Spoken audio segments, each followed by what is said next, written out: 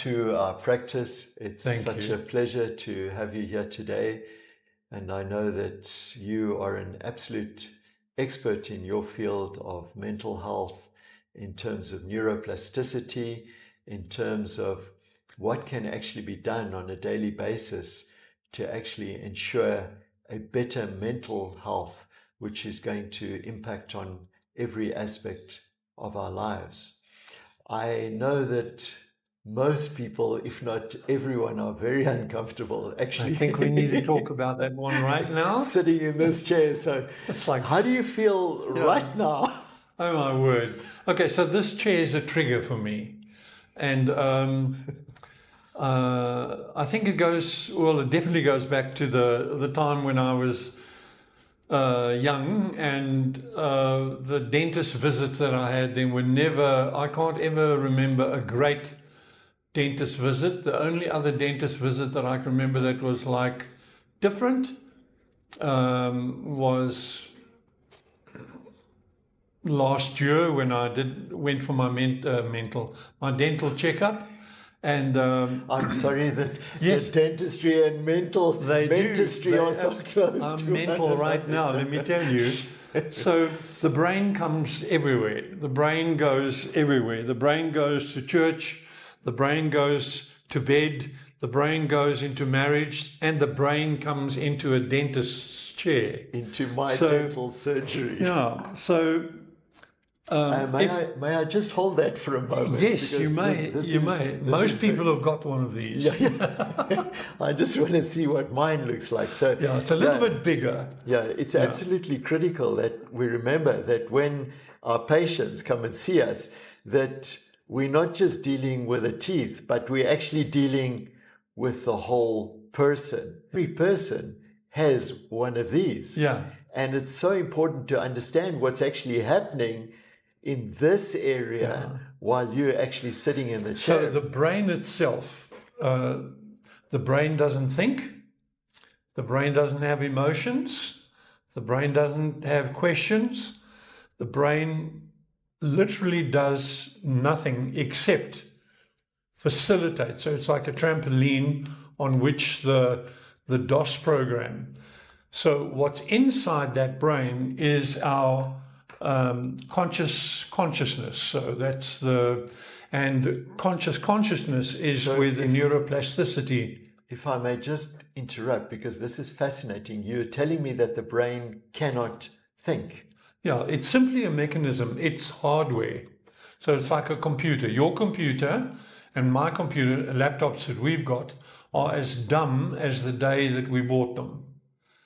What makes it intelligent is when you get behind it and you start going, this is what I'm wanting, and you interconnect all the different programs. So where does my input actually come from then, if it's not coming from my brain? So it's coming from the neuroplasticity. So the neuroplasticity is how our consciousness creates thought.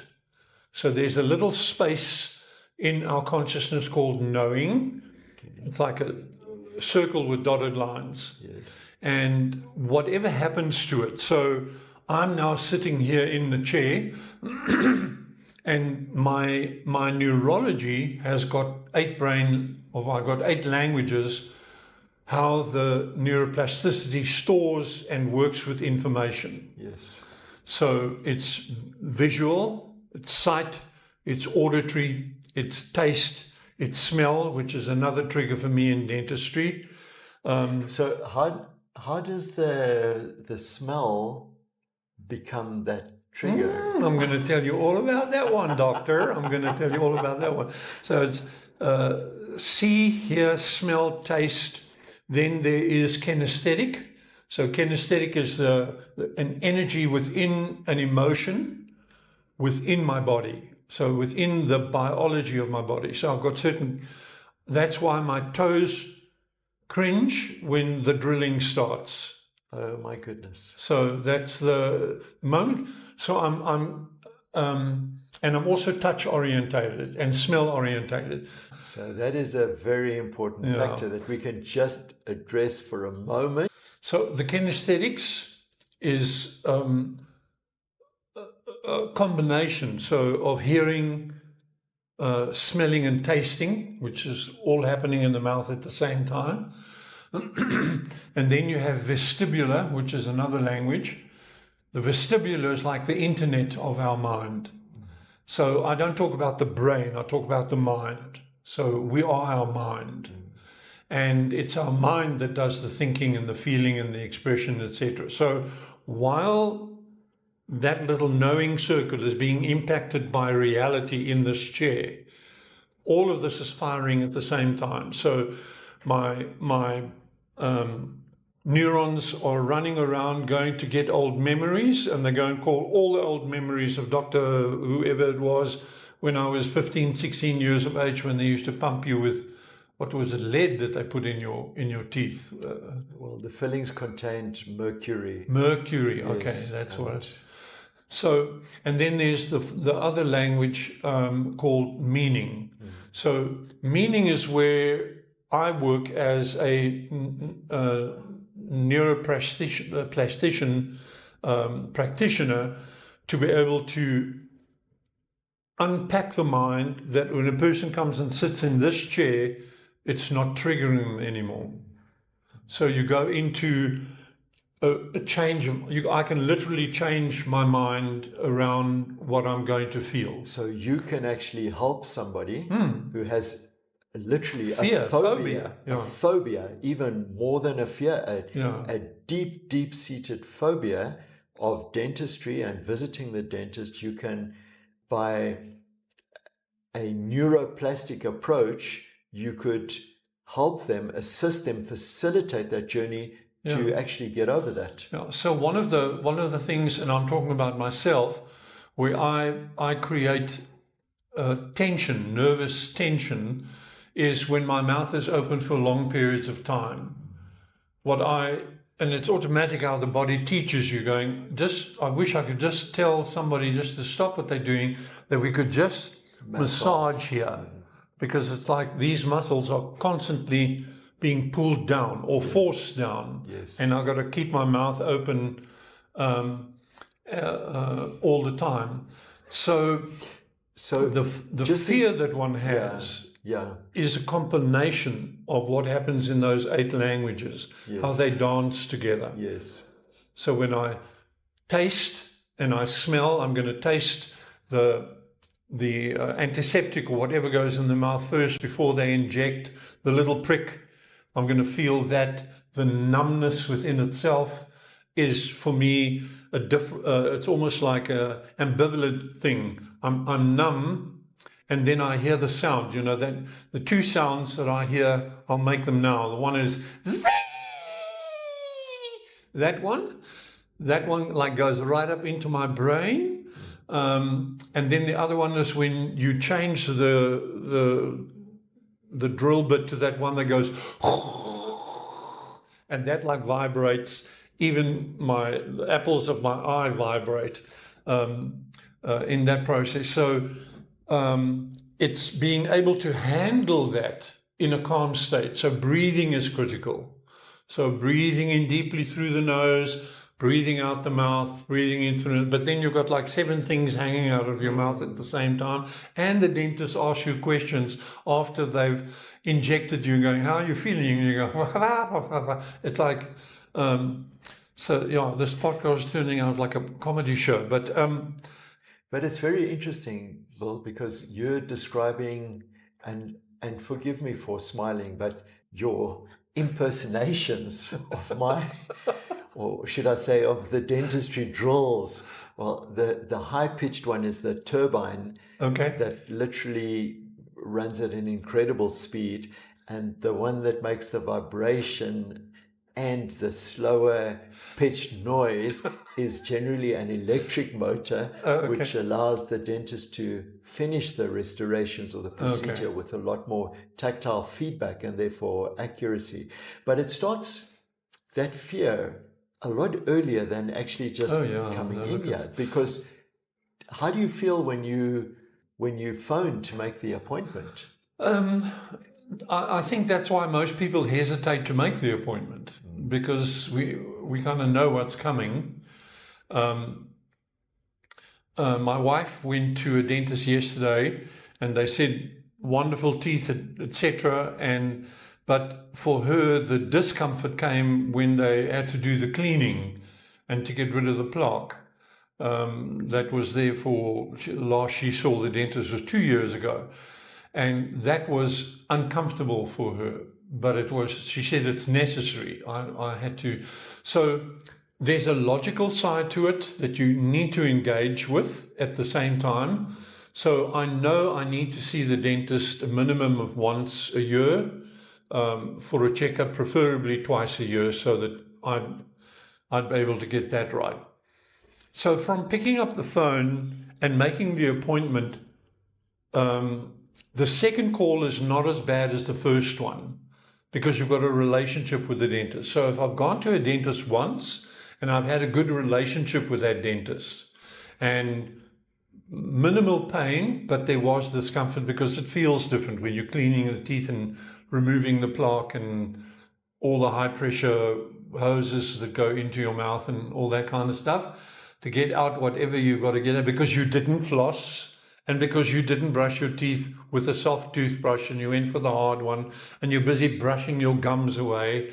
And I still can't find the rationale of why a factory would create hard toothbrushes or medium toothbrushes when we know the reality your teeth need soft toothbrushes. So what's the deal going there? But it's all marketing and it's all sales and it's all money. It also is a tactile thing because I used to feel when I used a medium brush that, okay, I've done a great job now. I've cleaned my teeth, but I didn't brush in circles. I brushed like that. So I was merrily brushing the gums away and the sleeves, which are critical. So you told me about a sleeve that if it's not tight around the tooth, bacteria can't get into it. But if the sleeve is loose, then all the bacteria goes in there, goes down to the roots and creates havoc and ulcers and whatever. But I think that, so the way I would work with people in counseling them is take them frame by frame because that's how the mind works. So the first frame is, okay, I either get the message on my calendar, it's time for the dentist visit. The next frame is, I'm now going to have to phone or someone phones on my behalf. If I have a relationship with the doctor, I'm happy with that. So I'm not stressed. If I don't have a relationship with the doctor and it's a new one, then I already crunch my toes on the phone call because it's like, okay. And they don't say, are you okay? Are you relaxed? You can breathe. So I think dentists need to also give themselves permission to coach because that mind is in the chair now. Yeah, this mind is actually It's with active. us the whole time. It's there all the time. Nothing that happens from the moment I park to the moment I'm in the chair. Yeah. Well, so this brings us to a very important point, and it enforces the fears and the phobias that our patients genuinely have. And that is because there is such a negative connotation about previous visits and previous pain and previous discomfort, and you've so beautifully unpacked that for us, that many patients, in spite of having some pain or some discomfort, will not visit the dentist for 1, 3, 5, 7, even more years. Oh, and they pay the price for it. And the issue then is that a very real problem exists because problems that could have been identified at a very early stage and preventative therapy or management initiated at low cost, low trauma, low time needed become expensive, invasive, and very lengthy processes. Yeah. So it's so sad and such a tragedy that the fear and the phobia is actually unfortunately making everything worse because it prevents you from actually coming to us at a much earlier stage and us having a much simpler solution. Yeah. So all the so a phobia is locked within the neuroplasticity. So the neuroplasticity is how the conscious mind thinks, creates a thought, how the conscious mind creates a question, how the conscious mind creates energy. So the moment there's negative energy, there'll be a negative emotion. And then that then creates a negative conclusion, which in turn turns into a decision, a cognitive decision. Like, so if the conclusion is, I'm not enjoying this, the conclusion is, make a decision of extend the time. So that's delay it. So they Don't delay go. it. Yes. But as you say, in the delaying, we forget. So the brain comes to the dentist, the conscious mind comes to the dentist, but biology also comes to the dentist, reality. So in my mouth, there's 100 million bacteria. It's moist, it's wet, it's the biggest cavity in my body. And everything happens here for good or for bad. So it's the way I treat it. It is the gateway to the body. Yes. And so what happens in our mouth not only fuels us, hydrates us, energizes us, but the status of the health of our mouth has a direct effect on our entire bodies, from our brains all the way down to the bottom of our feet.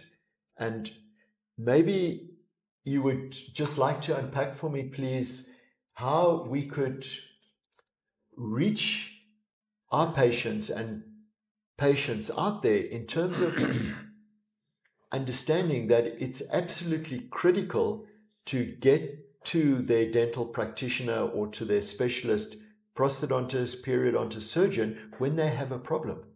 How do we practically do that? It's relationship building and it's education. So it's a two-prong approach. So there's got to be like you now doing on short videos, etc., educating people and going, let me get to my customer database. So all your customers are going to listen because they had a relationship with you, and my relationship with you is one of total, you can do what you like in my mouth.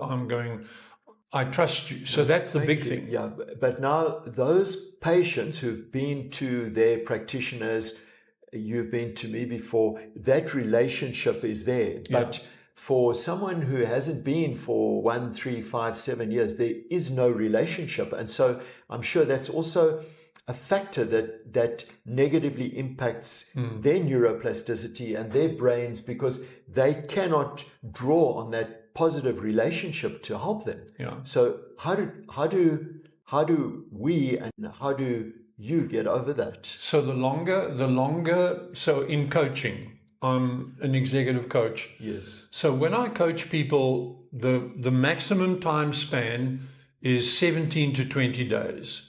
The moment I go over that and they're going, I'm too busy, I'll see you in 30 days' time. Yes. We have, it's almost like I have to reintroduce myself. Yeah. So what happens, that then goes into the memory. Just after 17 to 20 days. Yeah. To keep the coaching going all the time. Because it's a very, very short time period. Yeah. Because if you, so that's when I'm coaching people that want to change their business. They want to scale up. So then we need to bring the time scale closer. If they just want to go to maintenance, then the time scale goes to maximum about 30, 32 days.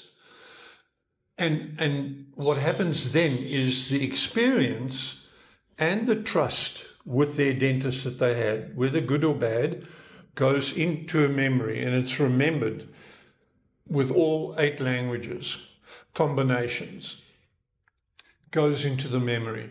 Now when I either have a pain in my tooth, or I've realized I've got an abscess or pain in the gum or wherever, that memory is now recalled, but it's a memory from the past. Yes. So I now bring up the